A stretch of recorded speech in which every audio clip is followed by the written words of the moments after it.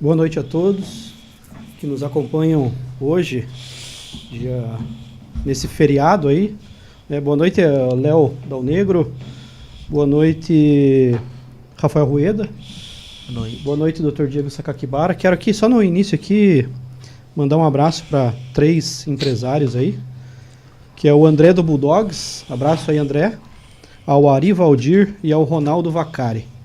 É isso aí, valeu. Boa noite, Dr. Paulo. Boa noite a todos que nos acompanham pelo YouTube e pelo Facebook. Boa noite, Léo.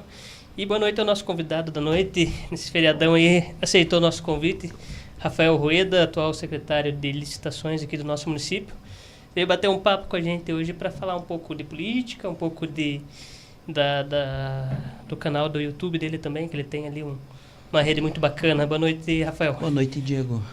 Boa noite, Paulo. Boa noite. Eu, na verdade, fico feliz de poder estar aqui batendo um papo com vocês. E a gente já faz tempo que a gente se conhece e até tivemos a oportunidade, né? Um dos meus filhos esteve aqui fazendo uma entrevista também, né? O Gabriel. Foi um dos primeiros. Foi um dos primeiros. Eu acho que, salvo engano, né, Léo? Foi o segundo. Até ele comentou, poxa, eu quero voltar aqui quando o podcast... Show. Agora ele tá viajando bastante, fica mais, quase que vive no Rio, vive mais fora do que aqui, mas... Ainda um outro momento aí, quem sabe ele está retomando aí algumas músicas novas, está pensando em lançar, e aí quem sabe a gente volta a trazer ele aqui. Vamos fazer o convite para o Gemeyer voltar a qualquer hora. Show de bola, a gente agradece. Queria aproveitar e deixar para vocês, na verdade esses aqui são 2 livros que foram publicados aí já faz algum tempo, né? O primeiro é de 2017, o segundo... Vou mostrar aqui, ó, certinho aqui, ó. Lá na câmera. Lá. Aqui, ó, aqui, tá aparecendo aí, Léo? Tá. Apareceu certinho? Aí. PNL, Rafael Rueda, Descomplicando a Programação Neurolinguística. Aqui, apareceu? E o segundo é Ideias Milionárias, Como Reinventar-se para Conquistar Seus Sonhos. Já vamos fazer o jabazinho do... Isso aí, vamos aproveitar, né? Já que vamos desses, a gente tá ao vivo, os dois tem a venda aí em várias livrarias, é fácil comprar pela internet, tem na Livraria Cultura, tem na Amazon, né? Bastante gente acaba comprando pela Amazon, porque daí você tem a opção, inclusive, de comprar o e-book, né? Algumas pessoas hoje já preferem a versão digital. E tá lá, é um trabalho que a gente vem desenvolvendo já faz anos, assim, ele parte de um trabalho voluntário que eu comecei a fazer lá atrás, quando nem se falava em PNL praticamente no Brasil, né? A programação neurolinguística ainda estava recém entrando aqui no país, apesar de já ser antiga nos Estados Unidos, aqui no país é recente, né? E eu, para compartilhar um pouquinho de informação com as pessoas que não tinham condição de pagar um curso, eu resolvi fazer um curso gratuito e jogar ele no YouTube. E aquilo repercutiu, assim, absurdamente. A gente alcançou... Hoje deve estar com... Eu nem sei, porque faz tempo que eu não posto nada. Até o pessoal me cobra bastante. Você tem que voltar a produzir. E eu faz um tempo que eu não posto nada, mas deve ter passado aí dos 50, 60 mil inscritos no canal, assim, orgânico. Então é um trabalho bacana. A gente fica feliz de poder acrescentar na vida das pessoas, né? De poder contribuir um pouquinho. Deus é tão generoso às vezes com a gente que a gente se sente com vontade de poder ajudar os outros também, né? E a PNL me ajudou muito. Ela explica um pouquinho do funcionamento do cérebro humano, um pouquinho de como a gente pensa, como que você pode utilizar melhor a tua cognição, né? E o outro livro, Ideias Milionárias, é um livro que fala um pouquinho da minha trajetória, fala um pouquinho a respeito de experiências que eu tive, de insights que eu tinha vontade de compartilhar. E em breve, quem sabe, a gente marca um outro bate-papo, porque eu estou já escrevendo um outro livro, mas esse outro, cheguei na metade e deu uma empacada. Porque a gente, na verdade, como dizem, né, tempo é gestão de prioridade, e às vezes a gente vai encaixando outras prioridades, e depois volta para aquela prioridade que não era tão importante, tão prioritária. Bacana. Esses livros aqui fazem parte daquele teu canal lá do YouTube também? Na verdade o canal, assim, eu iniciei ele falando bastante a respeito... Eu iniciei 3 canais. É Mente Brilhante, como que é? Seja Brilhante. Esse é o principal. São 3 canais, na verdade. Só que assim, eu quando formatei os canais, a ideia era um falar sobre empreendedorismo, o outro falar sobre autoestima, persuasão, cognição, autoconhecimento, né, que daí eu seja brilhante. E o outro era para falar de questões financeiras, assim, que é um tema que sempre me atraiu muito. Quando eu era criancinha, tinha lá meus 10, 12 anos, normalmente as pessoas têm um sonho de uma profissão, né? Sim. E a minha mãe perguntava o que eu queria ser, eu falava que eu queria ser rico. E assim, sempre gostei de estudar, o tema dinheiro sempre me atraiu muito, sempre gostei de estudar isso. E tive a oportunidade de me aprofundar, né, na parte de renda variável, bolsa de valores, trade, swing trade, fiz curso fora do Brasil. Educação financeira é primordial para quem quer ser rico, né? Porque senão você ganha, gasta e nunca fica rico. E na verdade o rico, assim, é uma questão, curioso, né? Porque assim, o rico não é pelo ser rico, o rico é pela oportunidade que você tem de ajudar as pessoas que você ama, ajudar as pessoas que você gosta, porque hoje você quer dar uma boa educação para os filhos, você quer poder fazer uma viagem, você quer proporcionar uma vida mais segura e mais confortável para os seus pais, tudo isso depende de recurso, depende de dinheiro, né? Então, assim, tudo um custa, tema... né? E o mercado financeiro para quem conhece, é viciante, é muito gostoso. Só que é uma pena que a maioria entra pela porta errada, né? Então, assim, a gente vê casos de muita gente perdendo dinheiro hoje, fazendo trade, comprando cursinho do cara que está ali ganhando dinheiro vendendo cursinho e não porque entende do negócio, né?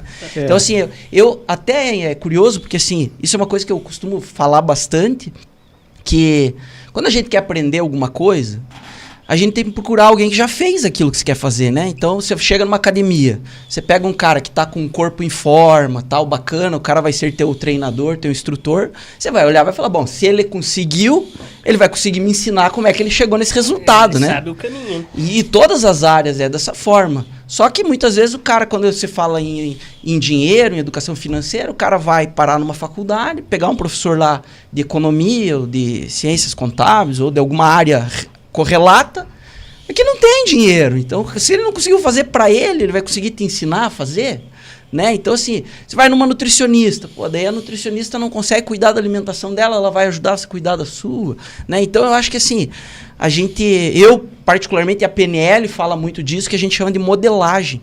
A modelagem é você pegar realmente um modelo, alguém que já fez aquilo que você quer fazer, ou que já chegou onde você gostaria de chegar, ou gostaria de estar, e você entender como é que aquela pessoa teve aqueles resultados, você desconstruir a forma que a pessoa utilizou para chegar naquele resultado.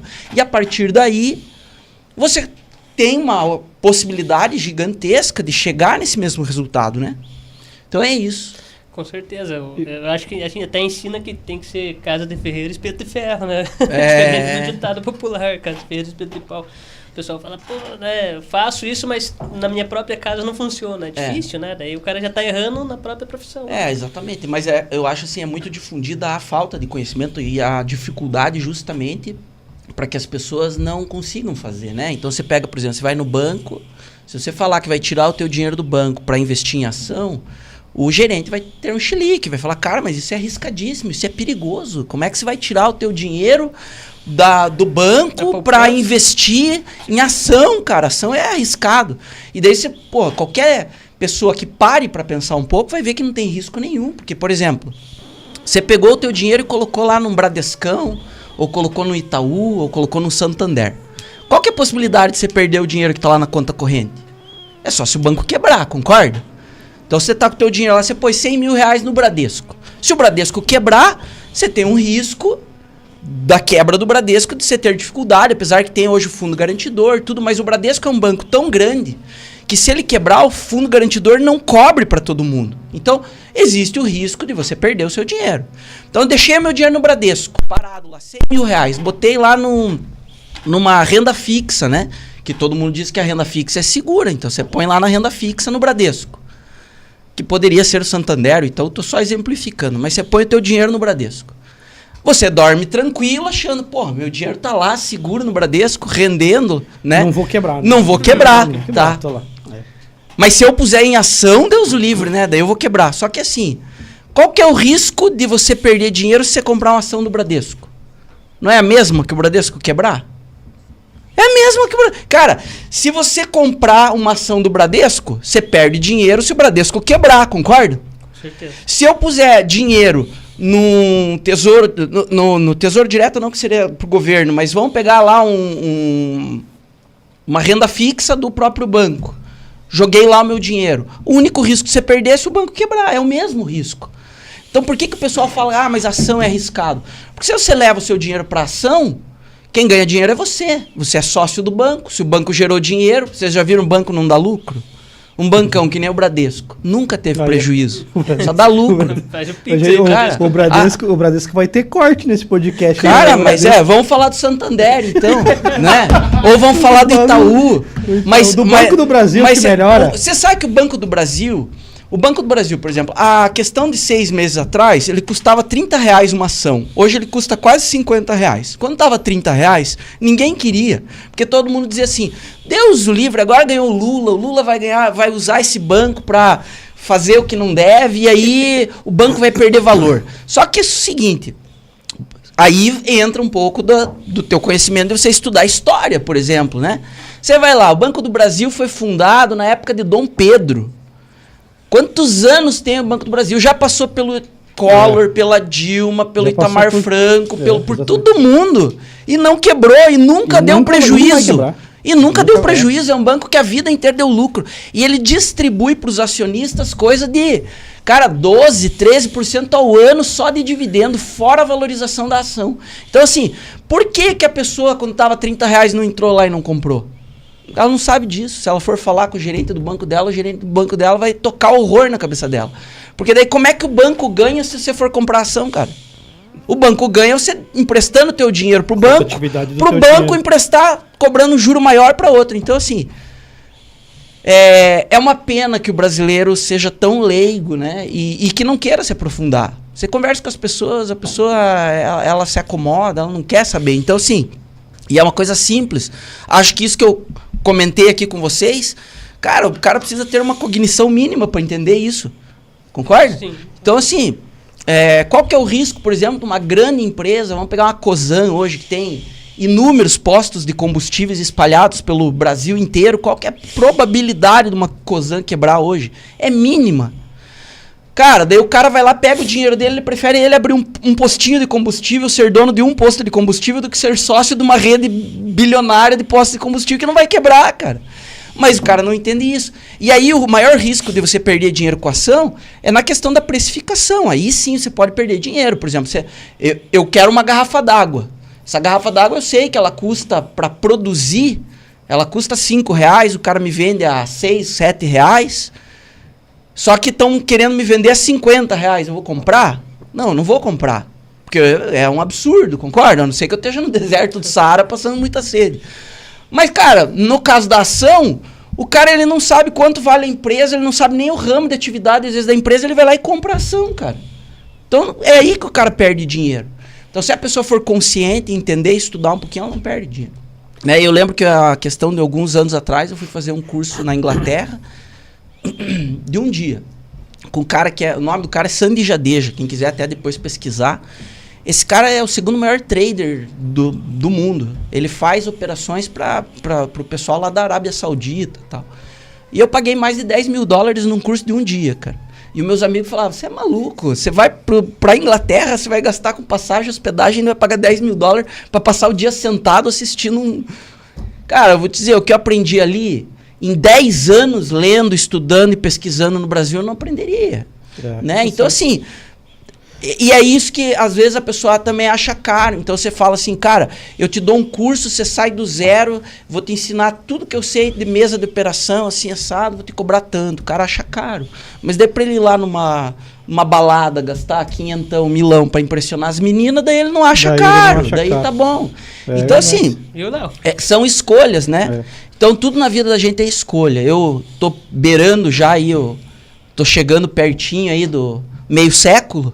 E a gente, óbvio, você vai começando a fazer escolhas diferenciadas, né? Eu, os últimos 10 anos, assim, fiz escolhas que me levaram aonde a gente está hoje, numa situação confortável, né? Em todos os aspectos, assim. Eu sou muito realizado emocionalmente, financeiramente, principalmente, assim, a minha parte profissional, eu sou muito feliz com o que eu faço. O pessoal fala assim, pô, você tá lá na Secretaria de Licitação agora, cara, como é que tá lá, difícil? Pô, e eu me divirto.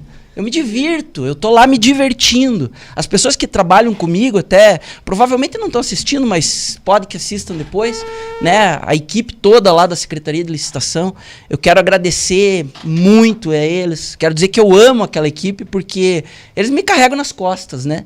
O grosso do trabalho é eles que fazem, o secretário, na verdade, ele só tem que dar o norte, ele tem que dar a direção, ele tem que passar segurança, ele tem que estar ali para quando os demais precisam, né? E eu acredito muito que um secretário municipal, ele é só uma ferramenta. Ele está lá para ajudar a equipe a trabalhar melhor. Então, assim, a minha atividade hoje dentro da secretaria, basicamente é fazer a intermediação política, a intermediação do meio das outras secretarias, para que quem está dentro da secretaria possa trabalhar melhor, possa desenvolver bem o seu trabalho, né? E a gente tem lá uma equipe sensacional, cara. Eu tenho servidores que estão lá 10, 15, 20 anos, alguns que estão se aposentando, infelizmente, é uma perda para o município. E acho que, assim, a secretaria de licitação, ela é uma secretaria fundamental, né, para a prefeitura. Todas as compras, tudo que você contrata de produto, de serviço, passa por lá. E a gente tenta fazer da forma mais transparente possível, né? Você já passou por outras pastas também, em outras gestões, né? Já. Uma grande bagagem ali com a... planejamento, né? Com a questão pública. Mas a gente convida as pessoas aqui para o nosso podcast, geralmente...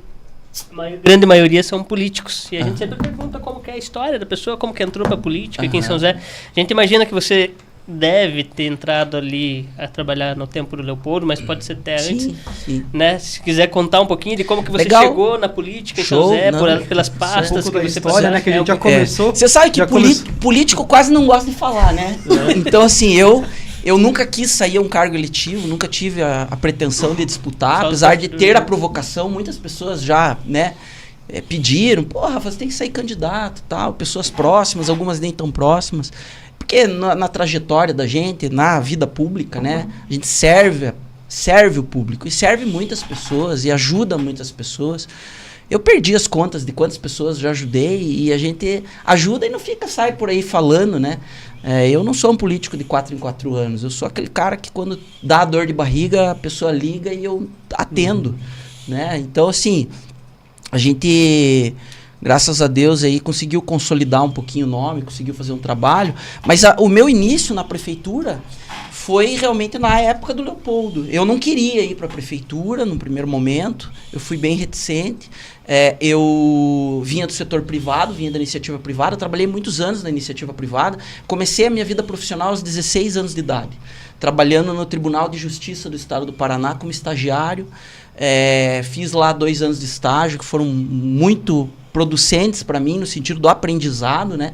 Na época a gente até brincava, porque assim, o Bolsa Auxílio era uma vergonha, né? Era tipo R$100, não pagava o transporte. Mas aprendi muito, fui muito feliz naquele período. Depois tive a oportunidade de montar os primeiros provedores de acesso à internet aqui do Paraná. Na época existia um provedor de acesso chamado Nutecnet, que vinha de Porto Alegre. A gente ajudou a montar o provedor aqui em Curitiba. Esse provedor mais tarde veio a se chamar ZAS. As pessoas mais antigas, que lembram da internet de escada e tal, né, que provavelmente vão lembrar do ZAS. E o ZAS depois virou o que a gente chama hoje do Portal Terra, que é um portal de notícias, tal, mas a origem do Portal Terra é lá do ZAS e de antes ainda da Nutecnet. E nesse período, eu trabalhei para eles, ajudei a montar o provedor. A minha primeira área de formação é a área de tecnologia. Depois acabei fazendo outras graduações, pós-graduações, né? A última pós-graduação que eu fiz é de liderança integral pela FAI. A grande parte do curso acabou acontecendo, inclusive, em Portugal, em Lisboa. E a gente vinha do setor privado, já tive empresas, fui dono de casa noturna, fui dono de empresa na área de tecnologia. E a gente... Casa noturna que dá pra falar aqui, não? Casa noturna... na verdade a gente falava... Casa noturna que dá pra falar aqui, não? Tem a casa noturna que eles chamam de limpa e a suja, né? Era da limpa. A gente tinha a casa noturna, na verdade, era uma balada a gente ficava ali perto da reitoria, chamava Bangalu Bar. Teve muitos casais que se fizeram lá, muitas pessoas que passaram por lá. A gente também foi um período bem feliz, assim, da nossa história. E era modinha, né? Curitiba tem isso. Você abria, pelo menos na minha época, abria a casa noturna e virava modinha, quando era bem organizada, né? E a gente era pessoal da High Society ali de Curitiba que frequentava, mas era uma casa que girava 1.000 pessoas numa noite. Então eu tinha lá DJ, tinha banda ao vivo, tinha... o balcão do bar era uma prancha de longboard, de surf, assim. Cara, o bar era muito bacana. Quem conheceu, assim, acho que se divertiu bastante por lá. E paralelamente eu trabalhava... na verdade, para quem não sabe, né? Eu sou casado, sou pai de 3 filhos, o meu mais velho tá com 22, vai fazer 23, eu tenho um de 17, que vai fazer 18 agora no final do ano, e tenho um de 16. E a Fabiana, né, a minha esposa, a mãe deles, ela teve câncer, teve um tumor no mediastino, né, do lado do coração e tal, então teve toda uma história ali. E durante esse período eu acabei fazendo... Eu tava morando nos Estados Unidos, tinha ido para lá de Malaicuia, a ideia era realmente morar nos Estados Unidos, e eu acabei voltando para o Brasil por conta do tratamento dela, tudo, e a gente, com tudo que aconteceu, tal, eu fui buscar emprego e acabei indo trabalhar na ExxonMobil, que é a número 1 hoje no ramo de petróleo e gás, né? É uma empresa gigantesca, uma multinacional. A ExxonMobil tinha operações no Brasil, que era aqueles postos da Esso, não sei se vocês lembram do posto da Esso.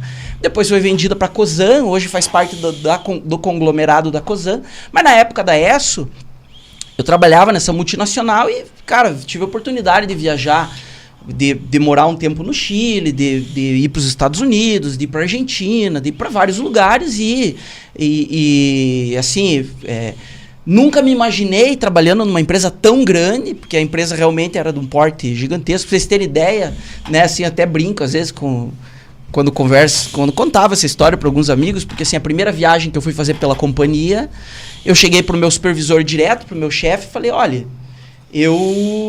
como é que é, né? Eu nunca viajei pela companhia e tal, tava indo pro Chile. E daí ele falou, ó, o negócio é o seguinte, tá aqui o cartão corporativo, você pode gastar até $1.000 por refeição. Então você imagine. Tipo assim, surreal, né? Mas eles faziam isso porque eles entendiam na época que estavam te afastando da tua família, dos teus pais, das pessoas que você gosta, você estava indo para um outro lugar. E havia toda uma responsabilidade, né?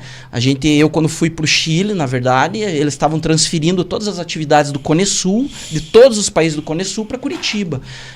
Haveria uma centralização de todas as rotas, de todos os caminhões que saíam dos postos, das refinarias até chegar nos postos de combustível, eram tudo determinados em Curitiba. Então, eu trabalhei na UPS, que é uma empresa que chama United Parcel Service. É como se fosse a DHL, o Correio Americano. Ela é maior do que a DHL, é uma empresa gigantesca. Nos Estados Unidos é a número 1 também. E quando eu morei nos Estados Unidos, trabalhei na UPS. E eu fazia backup de sistema de madrugada. Então eu trabalhava a madrugada inteira fazendo backup de sistema, e daí dormia durante o dia. E no final de semana ainda fazia bico, ainda pra vocês verem como é que é, né? Porque o pessoal olha e fala, esse cara nunca ralou.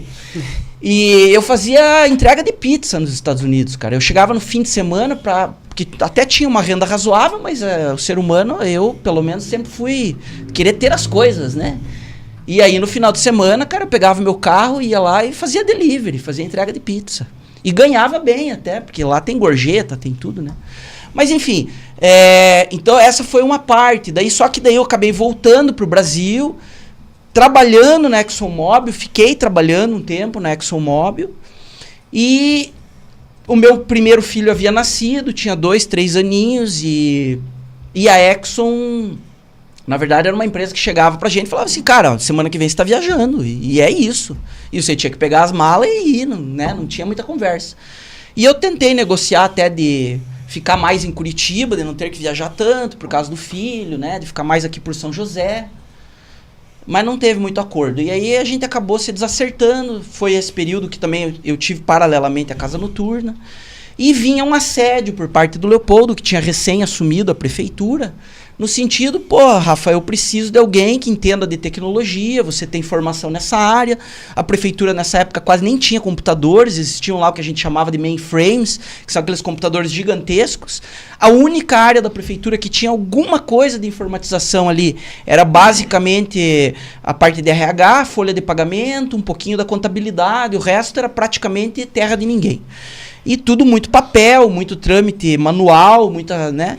E aí eu acabei vindo para a prefeitura a pedido do Leopoldo, e até é curioso porque eu vim ganhando muito menos do que eu ganhava, só que eu morava do lado de casa, eu conseguia dar atenção para o meu filho, eu já tinha feito ali um pezinho de meia lá do período que eu tinha trabalhado na Exxon, então não foi tão ruim. E eu vim como diretor de tecnologia na época, eu entrei na prefeitura como diretor de tecnologia, e as pessoas me cobravam absurdamente, falavam assim, cara, teu sogro não gosta de você, o cara é o prefeito, cara, e você, em vez de ser o secretário, você é diretor. Não é possível, né? E a explicação, o que era? Eu não tinha sustentação política, eu vinha da iniciativa privada, não conhecia, não sabia quem eram os vereadores, eu não tinha noção nenhuma da política, né? E eu realmente não estava preparado para ser um secretário. Infelizmente, tem prefeitos que colocam pessoas que não estão preparadas para ser secretário, né? E que se auto-prejudicam. Porque quando o prefeito coloca um secretário que não é capaz de tocar uma determinada área, uma determinada pasta, ele está se auto-prejudicando, né? Mas eu entendo que na época o Leopoldo estava corretíssimo. Eu não tinha condição de ser secretário. Eu tinha a capacitação técnica, eu era um excelente técnico na minha área de formação, mas eu não era um cara do meio político. Uhum. E aí eu procurei buscar o meu espaço, independente do Leopoldo, né? Eu não quis passar minha vida à sombra do Leopoldo, no sentido... Eu admiro o Leopoldo, acho que ele realmente tem um belo histórico, né? Eu, mesmo se não tivesse nenhum vínculo com o Leopoldo, sem absolutamente nenhuma sombra de dúvida, seria o meu candidato, sempre que saísse candidato, porque eu acho ele sensacional, acho ele um cara correto, inteligente, ele é engenheiro, ele conhece a cidade na palma da mão, mas eu não queria ficar à sombra disso, né? Então eu comecei a aprender. Fui fazer uma graduação em gestão pública, naquele momento não se falava quase em gestão pública, hoje é fácil, né? Tem cursinho aí de 2 anos, mas na época não tinha. E eu fui buscar justamente para aprender, então aprendi toda a questão de leis orçamentárias, né, a 8666, a questão da parte de compras, licitações, a questão de relacionamento interno dentro da prefeitura, parte de controle interno, li muito a respeito disso, né, e acabei me formando nessa área também, depois fiz outra pós-graduação nessa área também. Então assim, tudo que eu fiz na minha vida eu sempre busquei me aperfeiçoar e sempre busquei conhecimento. Né? A minha mãe sempre falava para mim em casa, se você quer mandar, você tem que saber fazer. E eu sempre fui buscar conhecimento, sempre achei isso fundamental. Quando eu era adolescente, eu não era um bom aluno. Mas depois, com o passar do tempo, que eu vi a necessidade, eu passei realmente a buscar estudar e aprender. E aí, na verdade, assim, no final da gestão do Leopoldo, eu já me sentia preparado para ocupar um cargo de secretário. E nesse momento, quando houve toda a mudança política para ir para a eleição, eu acabei indo ajudar em linha de frente na eleição, né? Acabei participando ativamente do processo eleitoral e ali eu peguei muita experiência, conheci muita gente, conheci lideranças, passei a frequentar os bairros mais distantes aí da cidade, né? Comecei a conhecer pessoas, presidentes de associação, etc. E aí me apaixonei pela política. Foi esse o momento assim que eu realmente falei, não, putz, eu quero isso para mim. E aí o Leopoldo perdeu a eleição por conta de um racha, né? Houve ali uma divisão entre o Leopoldo e o Cetim, e aí nessa divisão o Sandro lançou a ideia brilhante do teleférico e os votos migraram todos pro Ivan, né? E eu até, me perdoe, não estou falando pejorativamente, o Sandro é um cara que é meu amigo, gosto dele, me dou muito bem com ele, com a família dele, admiro o prefeito Cetim, é um dos caras mais inteligentes com os quais eu já tive a oportunidade de trabalhar, mas eu, naquela época, findou ali, né, a minha experiência na política meio que deu uma pausa. E aí eu fui buscar outros ares, fui buscar fazer outra coisa. Sempre gostei de trabalhar, nunca tive problema nenhum com relação a isso. E aí tem uma história curiosa, porque assim, eu acabei ficando um período até como chefe de gabinete da vereadora Mari Temperasso, por conta de eu ajudei muito ela na campanha e ela quis retribuir, e a gente tinha uma afinidade, e eu gostava muito do trabalho voluntário que ela realizava e achava que ela era merecedora na época de ser vereadora, e eu realmente ajudei muito na campanha dela, né, em todos os sentidos, de estrutura financeira e etc, de orientação. E ela teve a felicidade de se eleger, e aí, como o Leopoldo não se elegeu, ela me convidou e queria muito que eu fosse trabalhar junto com ela, e eu ali fui trabalhar um período, mas não fiquei um período muito longo, e acabei, obviamente, tendo que buscar outras coisas, porque a renda que me provinha dali não resolvia a minha vida, né? Eu já tinha filhos, já tinha, né? Eu sempre fui uma pessoa comedida com os meus gastos, mas a gente acaba se acostumando com algumas coisas, né? E você busca estabelecer um determinado padrão. E aí tive que ir em busca de outras oportunidades. E daí na minha vida, assim, muitas coisas acontecem curiosamente por acaso, e essa foi uma grata satisfação que eu tive, né, por conta de uma doença, eu fiquei milionário. Dá para dizer mais ou menos dessa forma. E uma das pessoas que contribuiu muito com isso, eu sou grato também. Assim, hoje a gente não tem uma relação tão estreita como já teve no passado, mas eu sou muito grato. É o Ricardo Koziak, que ele é engenheiro bioquímico, era dono de uma empresa ali na Costeira, e a gente acabou estabelecendo uma relação comercial. Eu morava naquele prédio que tem do lado da prefeitura ali, Torre de Vicenza, sabe? E é um prédio verde, né, com a sacadinha bordô e tal. A maioria das pessoas conhece, porque é bem no centro da cidade e é do lado da prefeitura. E na época eu tive um cálculo renal num domingo e falei, cara, tô morrendo, não é possível. Eu olhei pra minha mulher e falei, cara, tô morrendo, me leva pro hospital. E olha, homem pra pedir pra ir pro hospital tem que estar morrendo, né? Pelo menos eu tenho que estar. Senão, qualquer homem, né? Eu odeio hospital, então eu tenho que estar morrendo. E aí, cara, fui pro hospital, cheguei lá, é Voltaren, é Buscopan na veia e vamos. E aí o diagnóstico, depois de fazer, né,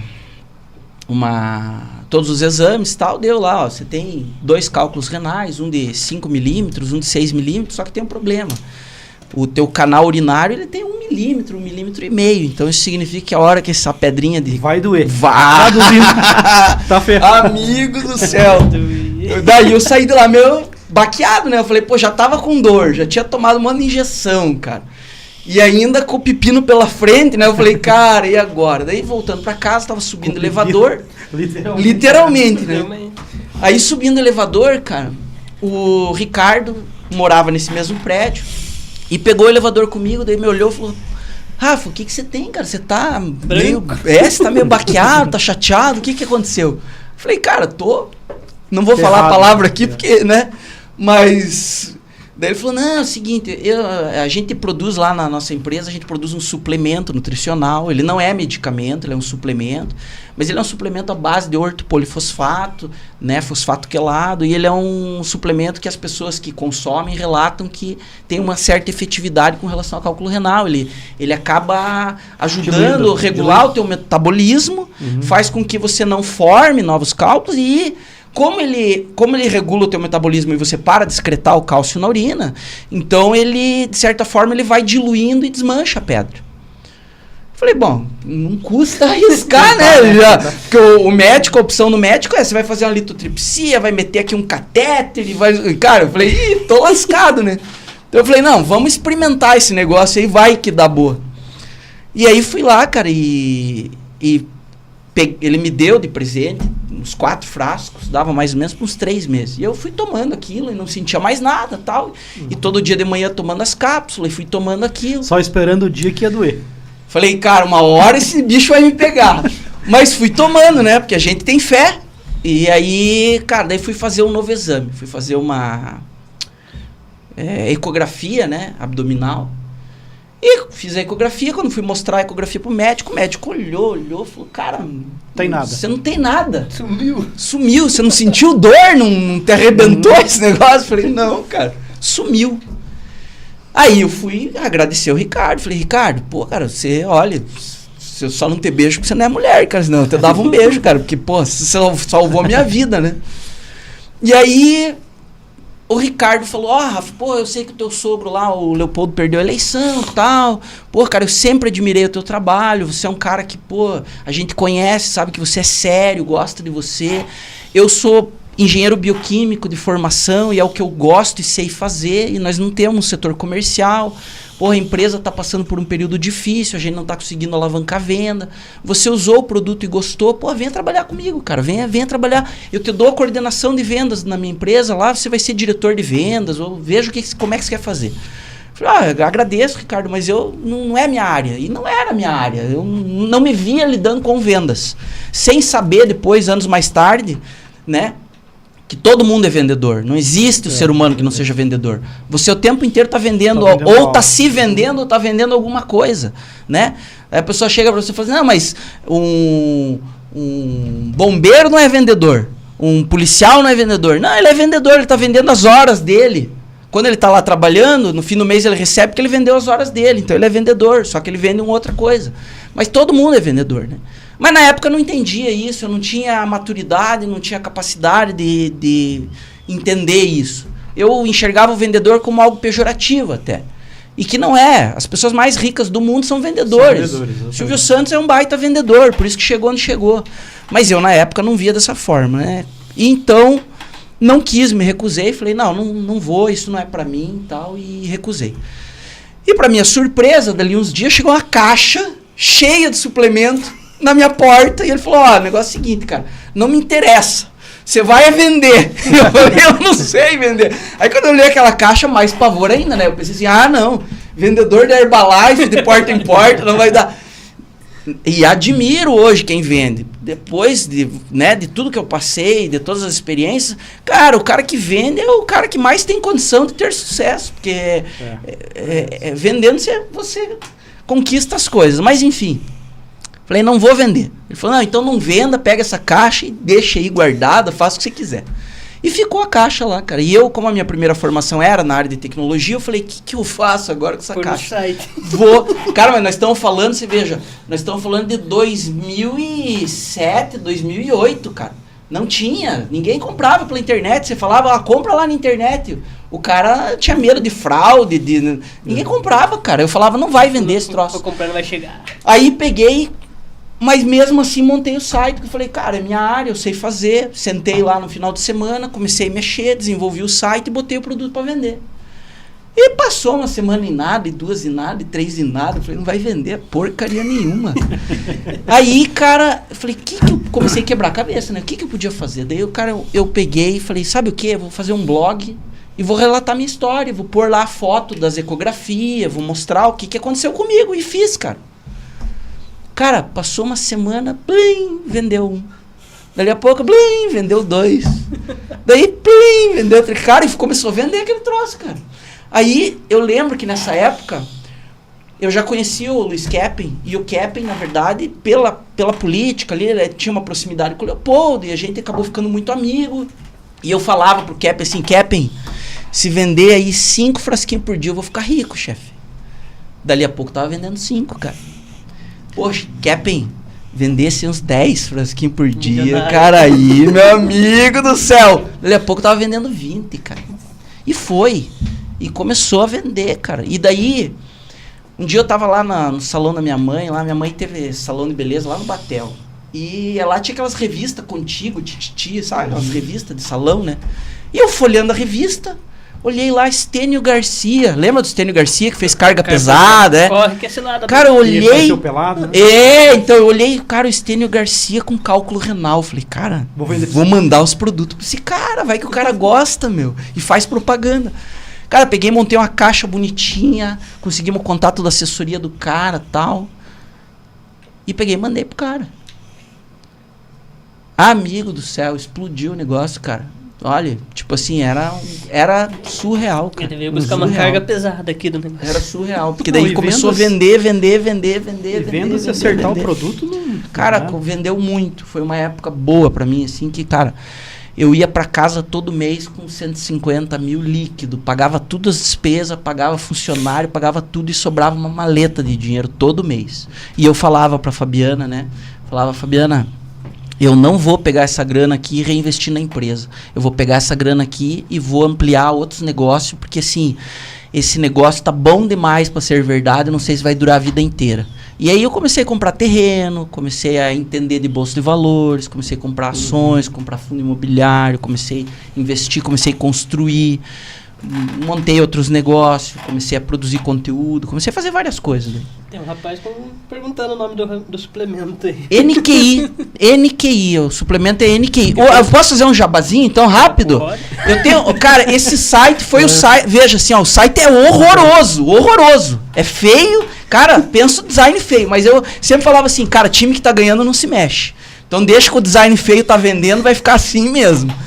O site tá lá no ar e eu tenho ainda um funcionário que trabalha com a gente, tá lá até hoje, só que a gente ampliou o leque, daí eu vendo um monte de tipo de suplemento. Na verdade, né, eu não tô lá, não sou eu que toco, até porque na gestão de cetim, quando eu voltei pra gestão, eu tirei do meu nome, foi tudo pro nome da Fabiana, dos filhos, e eles que tocam, né, eles nem querem que eu volte pra empresa, mas nem querem mais que eu volte pra empresa, mas tá lá e eles que tocam, e na verdade assim, os suplementos ali, o nome da loja é www.suplementostore, de loja, store, né? S-T-O-R, então suplementostore.com.br, tudo junto. Cara, o site tá lá, o produto chama NQI, o produto que é esse que eu falei para cálculo renal chama NQI. Cara, ele é um produto assim, ele demora um pouco para fazer efeito, porque ele regula o metabolismo do cálcio, a fosfatase, porque normalmente quem tem cálculo renal...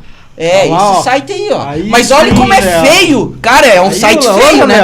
Mas funciona, vende, tem credibilidade, porque já são quantos anos isso aqui, cara? Eu já perdi o... Viu? Você me pra quem não tem nada, o Rafael. Cara, vou tomar aqui porque eu quero tomar. Pode pra não ter o... Pra não ter. Você sabe, ó, cara, existe uma questão que é assim, ó.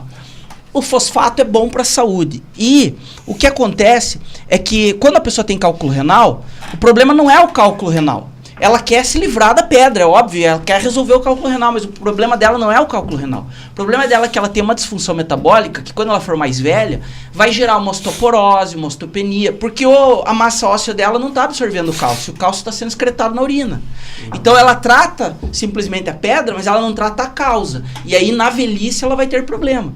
Então, o NQI, esse produto aqui, é um produto que quando a pessoa começa a consumir, se ela é formadora recorrente de cálculo renal e tal, isso aqui ela tem que tomar pro resto da vida. Porque se ela para de tomar, volta a formar. Volta. Entendeu? Então, assim... Olha, tem até um cliente aqui, ó, o André do Bulldogs, ó, vai vender mais um, então. Aí, ó. Então. André do Bulldogs ajudando um grande amigo aí. Então. E ele, na verdade, assim, ele é um produto que não tem contraindicação, não tem efeito colateral, ele tem... Cara, fazem 20 anos que a gente vende. Não tem um relato de efeito, de nada, entendeu? Então, assim, e aí a gente, claro, pegou representação de várias outras empresas, de várias outras linhas, tem vários outros produtos hoje no site, né? Essa já não é mais, graças a Deus, a minha fonte de renda principal. A minha fonte de renda principal hoje é renda que a gente tem de locação de imóveis, é renda que a gente tem de fundos imobiliários, de dividendo de ação, e, né? Então, mas é uma renda ainda que complementa. E, assim, até tem gente que olha, às vezes, a gente lá na prefeitura, né? Acho que a gente tá lá pela questão salarial e graças ao bom Deus, né? Não é só pelo... Não é. Eu gostar como política, eu disse, né? Eu me divirto. Eu fiquei 2 anos afastado agora, recente. Logo que a Nina entrou, né? Eu acabei ficando afastado e a gente... Até havia tido convite e tudo, mas o meu filho do meio estava falando em morar fora, fazer um intercâmbio, eu queria ficar um pouco mais próximo dele, e a gente acabou ficando... Eu acabei aproveitando esses 2 anos para me cuidar e cuidar das coisas em casa e dar atenção para esse filho que estava pensando em morar fora. Né?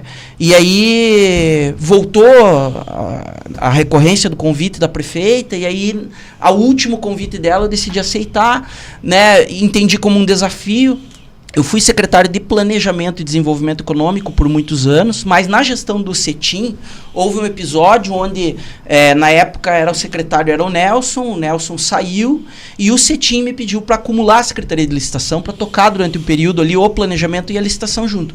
Então já tinha uma pequena passagem pela licitação e aí veio o desafio agora de estar lá colaborando, ajudando. Até a prefeita, num primeiro momento, queria que eu fosse para a Secretaria de Planejamento, mas ela tinha uma necessidade dentro da Secretaria de Licitação, que no entendimento dela eu poderia colaborar e poderia tentar ajudar, né? E a gente está lá para ajudar.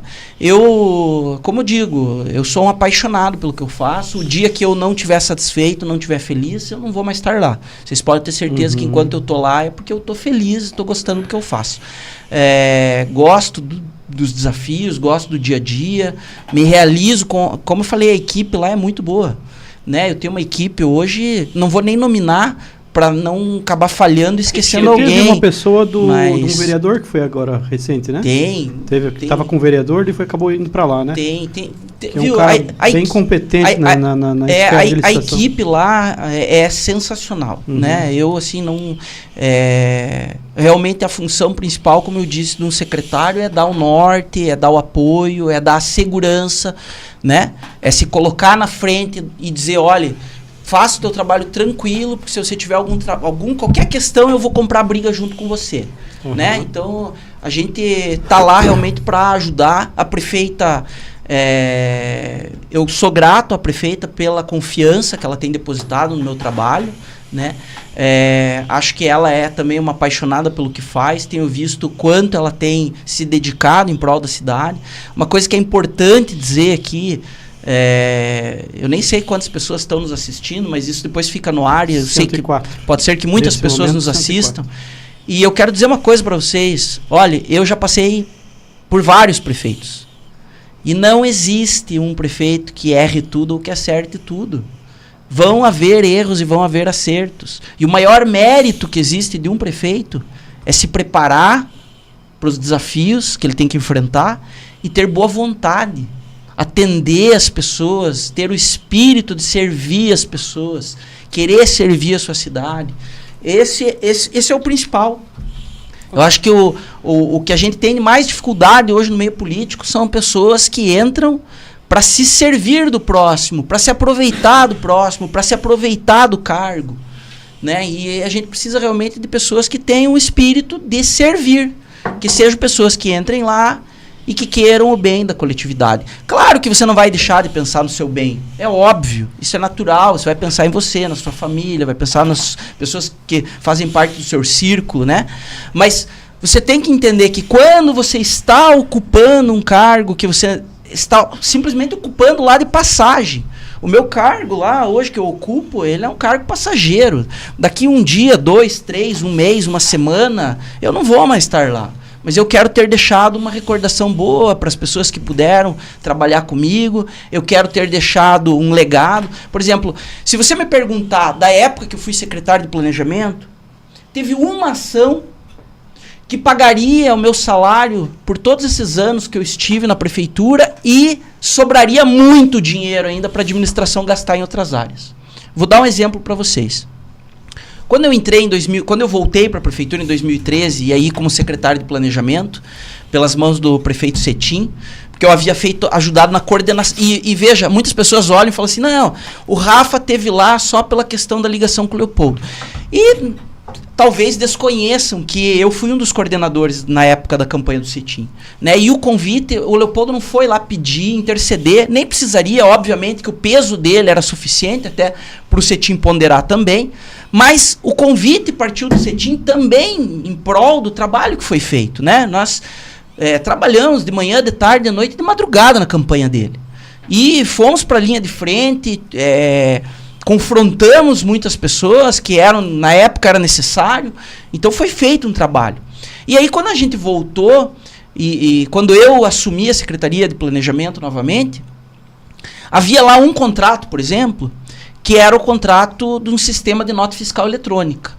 Esse contrato consumia R$400 mil por mês da prefeitura. Todo mês era pago R$400 mil para ter um sistema de nota fiscal eletrônica. Era uma empresa de São Paulo, chamada Eikon, que fornecia o sistema. E os contadores da cidade, se tiver algum contador assistindo aí, pode talvez confirmar, os contadores da cidade reclamavam horrores, porque era um sistema péssimo, tinha um péssimo atendimento, era um sistema que vira e mexe dava algum tipo de problema.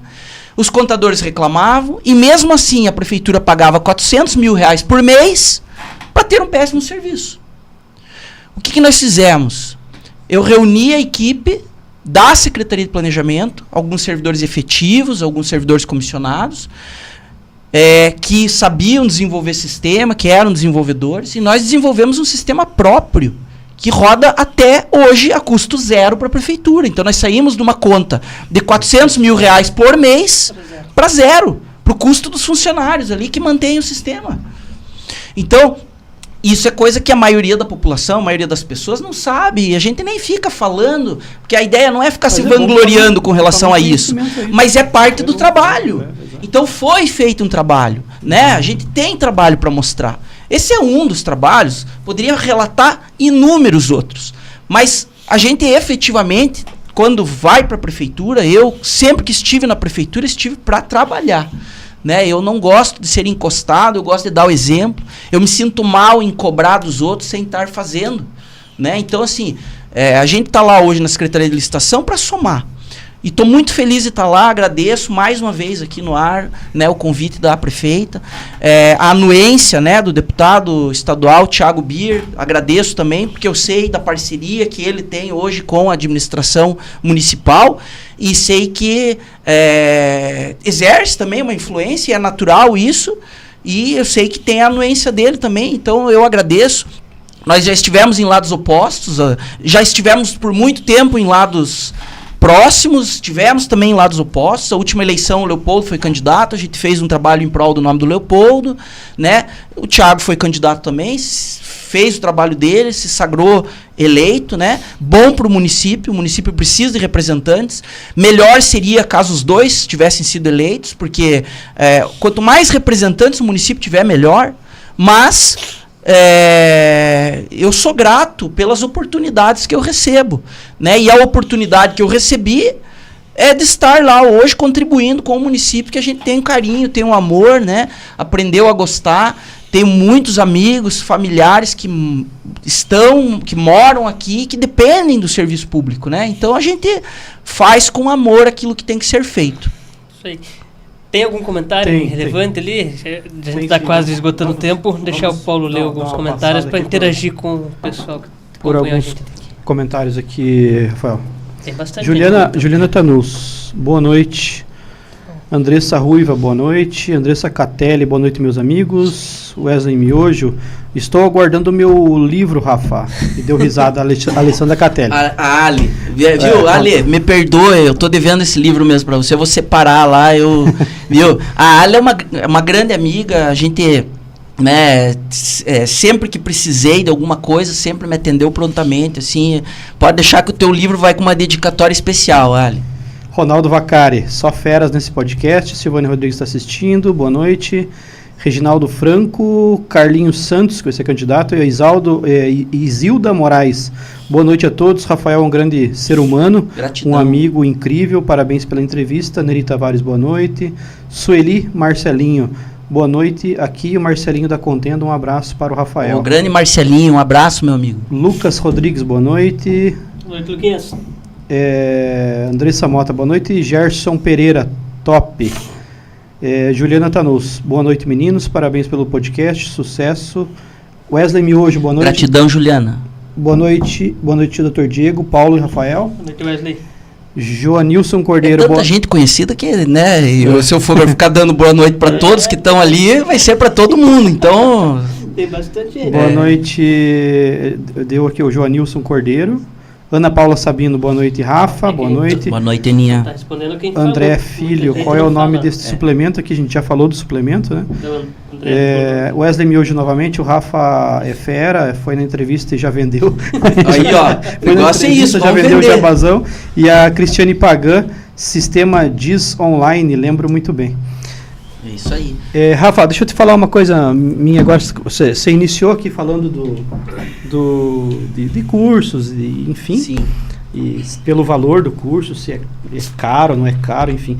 Eu fiz um curso também, que até passou pelo PNL, que é um curso chamado Forma de Lançamento. Ah, do Érico Rocha, né? Érico Rocha. Show. Cara, esse curso, assim, ó, eu sou formado em Direito Sim. e tal, mas assim, ó, em 30 dias eu aprendi muito mais com o Érico Rocha. Vou fazer um jabazão pro mas o homem tá milionário, ele é bom. Ele não precisa de ser jabazão. Pode mas, fazer, assim, porque ele é bom mesmo.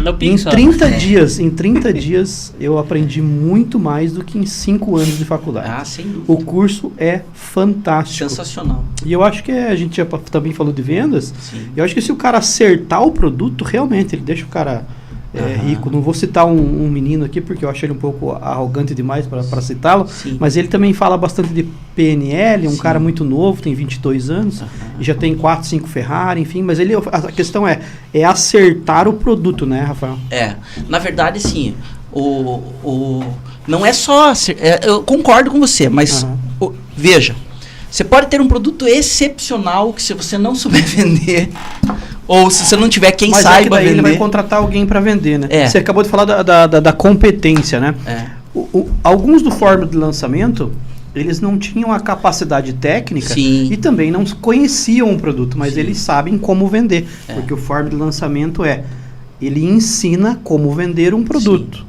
Mas agora, mas eu não sou técnico, daí contrata um técnico. Né? É que, veja, se a pessoa, na verdade, tem um bom produto, você consegue transformar numa venda recorrente. E é uma venda que aquelas pessoas que fizeram, elas se apaixonam pelo teu produto e elas mesmas acabam divulgando o teu produto. Né? Quando é um produto ruim, você até consegue fazer, às vezes, uma primeira venda. Mas o produto, dali a pouco, ele começa a se queimar, porque a pessoa compra e vai denigrir a imagem. Fala, isso é ruim demais. É uma negativa do mercado. É uma negativa do mercado, Então, assim... Tipo aquele sabão em pó que você compra e não faz espuma nenhuma. Agora, se veja, na verdade, assim, tem uma situação que a gente percebe que é aquilo que eu falei, por exemplo, por falta, talvez, de entendimento da maior parte da população, as pessoas, elas não entendem como é que o dinheiro funciona, elas acham que você ganha dinheiro, e na verdade ninguém ganha dinheiro. O dinheiro, ele é nada mais que uma ferramenta de troca. Então, o dinheiro serve para troca, né? Ele não serve para... Por exemplo, você não dá dinheiro para ninguém. Quando você está dando dinheiro para alguém, você está trocando por uma emoção. Eu dei dinheiro para meu filho. Não. Você trocou com seu filho dinheiro pela emoção que você sentiu. Tô dando dinheiro, estou ajudando meu filho. Então, dinheiro é troca, né? Você pode trocar o dinheiro por várias coisas. Então, se você tem uma macieira nos fundos da sua casa e você foi lá e pegou uma maçã bonita e sai na rua para trocar ela por dinheiro, com certeza alguém vai querer aquela maçã e você vai trocar ela por dinheiro. Agora, se for uma maçã feia, podre, toda esgoelepada, amigo, você pode sair com essa maçã na rua que você não vai trocar por nada. Então, dinheiro é troca, nada mais é do que uma ferramenta de troca. Tem gente que fala, dinheiro é bom, dinheiro é ruim, dinheiro Cara, dinheiro não tem nada, dinheiro é uma ferramenta só. Então, como que você consegue ter mais dessa ferramenta? Né? Porque ninguém quer o dinheiro pelo dinheiro. A pessoa fala, eu quero $1 milhão. Não, você não quer $1 milhão. Você quer o que $1 milhão pode comprar, amigo. Se eu te der $1 milhão, fala, você tem aqui $1 milhão, mas você não pode usar pra nada. Pra que te serve? Então, a pessoa, ela não quer o dinheiro pelo dinheiro, ela quer o que esta ferramenta, que é o dinheiro, pode proporcionar. Então, a primeira coisa é a pessoa entender isso, entender o que é o dinheiro, porque daí a pessoa começa a entender como é que ela ganha dinheiro. Isso a PNL faz um link junto. Então, quando você é criança, por exemplo, muita coisa vai ser gravada no seu subconsciente. Aí você escuta sua mãe e seu pai conversando, aí seu pai sai de casa e vai trabalhar. E você é criancinha e você fala, mamãe, onde é que o papai foi? O papai foi trabalhar, mas foi trabalhar para quê? Para ganhar dinheiro. Pronto, tá feito o vínculo. Pro resto da sua vida, você vai achar que para ganhar dinheiro você tem que trabalhar, quando não é verdade. E para além, né? Tem que sair 7 horas da manhã, voltar... Tem que trabalhar. Às 18, se você não trabalhar, não ganha dinheiro. E isso não é uma verdade. Eu ganho dinheiro dormindo. Perfeito. Eu ganho dinheiro das empresas que eu sou sócio, eu ganho dinheiro do royalties de um livro desse. Cada livrinho desse aqui que alguém comprar, eu tô ganhando dinheiro. Cada música lá que meu filho lança, que fica lá rodando no Spotify, no fim do mês ele ganha dinheiro. Então você ganha dinheiro de várias formas. Você não ganha dinheiro necessariamente. E daí eu falando errado, né?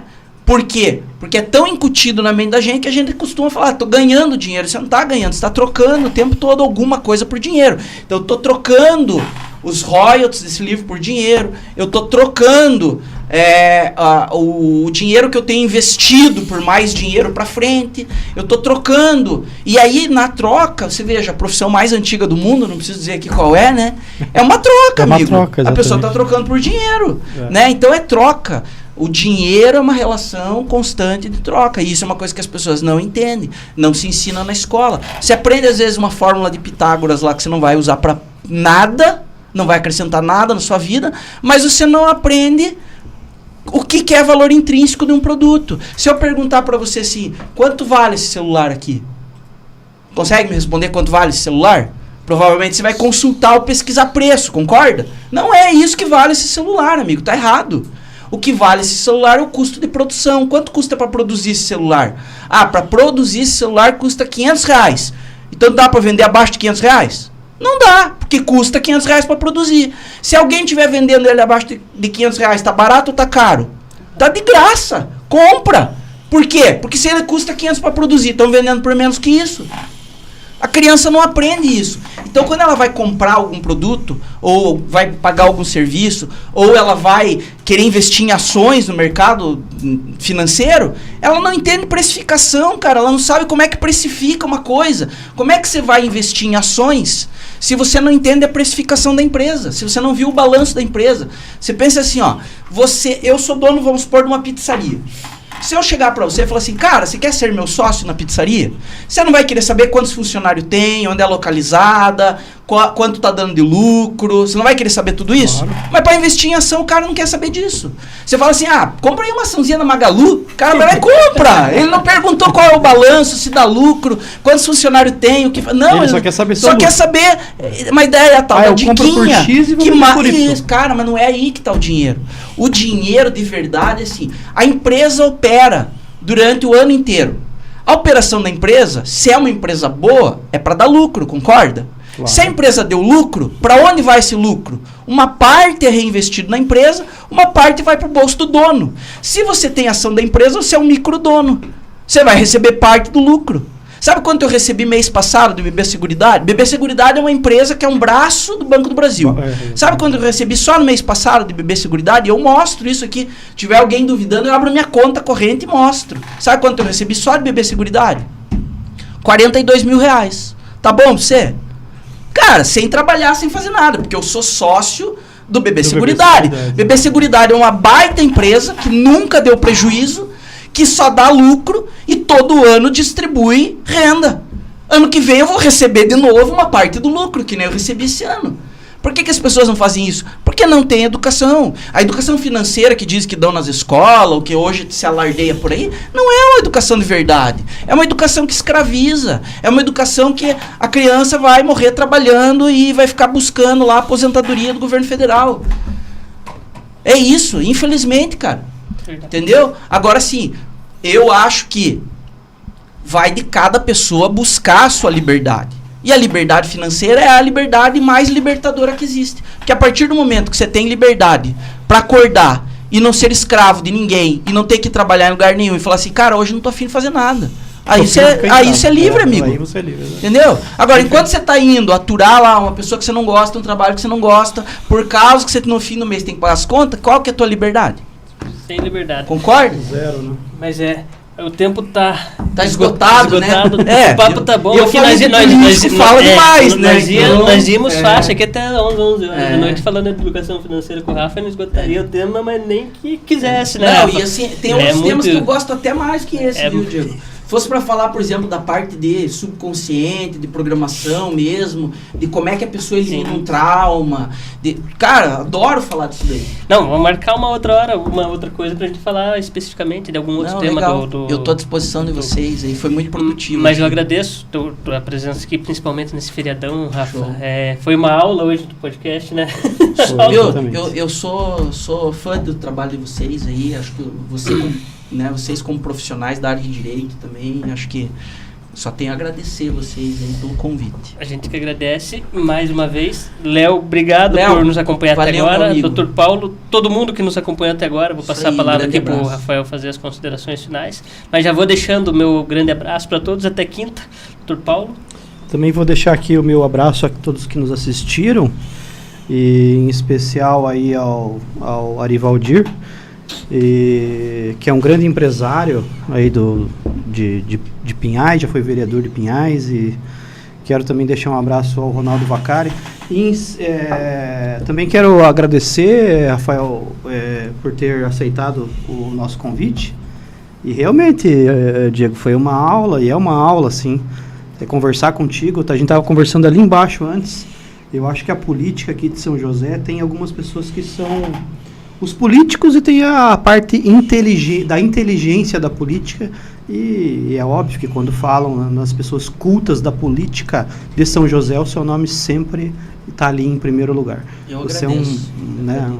Agradeço a vocês e, assim, tem muitos amigos que eu tenho certeza que estão assistindo, né? Agradeço a todos eles também e eu sei que tem muita gente boa na política. O problema é que normalmente são os maus que se sobressaem, porque são aqueles que, né, acabam usando ferramentas que não deveriam utilizar às vezes, ou que acabam saindo no jornal, né? Não em notícias tão boas.